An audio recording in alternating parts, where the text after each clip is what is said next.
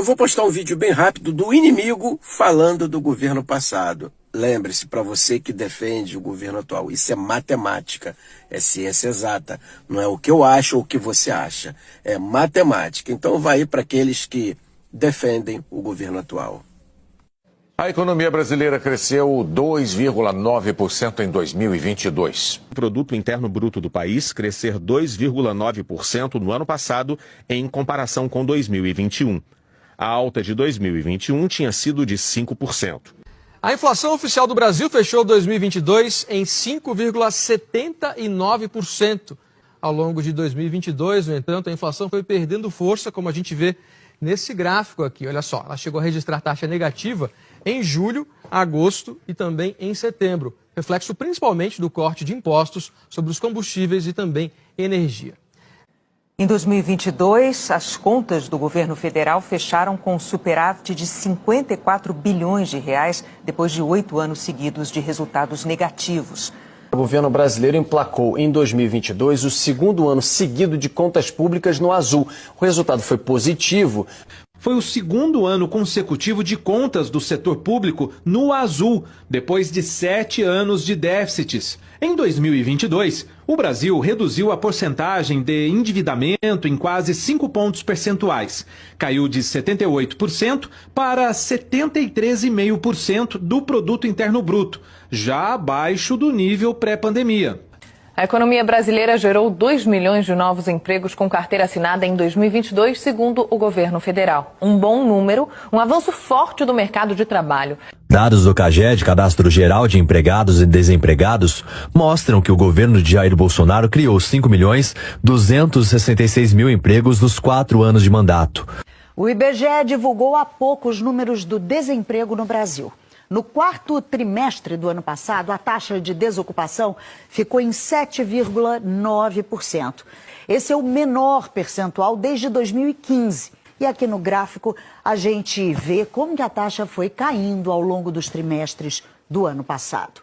O Brasil voltou a ser a 12ª maior economia do mundo em 2022. A Petrobras registrou um lucro líquido de mais de 188 bilhões de reais em 2022. Esse é o maior valor da história da empresa. O resultado ficou 76,6% acima do resultado em 2021. Até então, o valor era recorde. O real é a segunda moeda do mundo que mais se valoriza frente ao dólar em 2022. Em uma lista com 33 moedas, a brasileira cresceu 5,69%. Em 2022, mais de 3 milhões de empresas foram abertas em todo o país, de acordo com os dados do Mapa de Empresas do Governo Federal. Em 2022, mais de 3 milhões e meio de empresas foram abertas em todo o país. Em 2019, antes da pandemia, um empresário no Brasil gastava, em média, 4 dias e 10 horas entre o registro e a análise pelas juntas comerciais dos estados. Em 2022, esse tempo caiu para 1 dia e 11 horas. A abertura do comércio internacional do Brasil nos últimos anos favoreceu a economia do país, segundo especialistas. O Brasil bateu recordes em corrente de comércio exterior entre os anos de 2019 e 2022. $500 bilhão foram movimentados nesse período. A notícia é destaque no nosso site cnnbrasil.com.br. De acordo com dados do Banco Mundial, o comércio exterior sobre o PIB brasileiro foi em 2021 o maior da série histórica iniciada em 1960, chegando a 39%.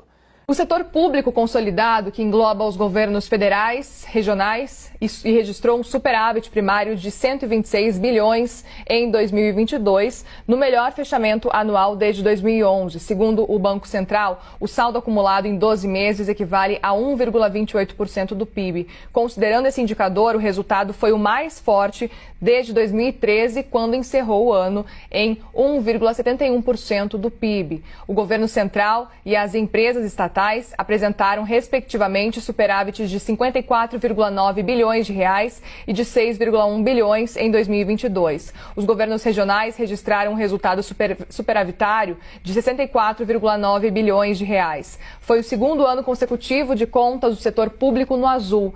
O setor de serviços cresceu 3,1% em dezembro. É o maior resultado mensal em 11 anos. Com isso, o índice fechou 2022 em crescimento pelo segundo segundo ano seguido. Queremos compreender, Herédia, o que impactou esse resultado positivo?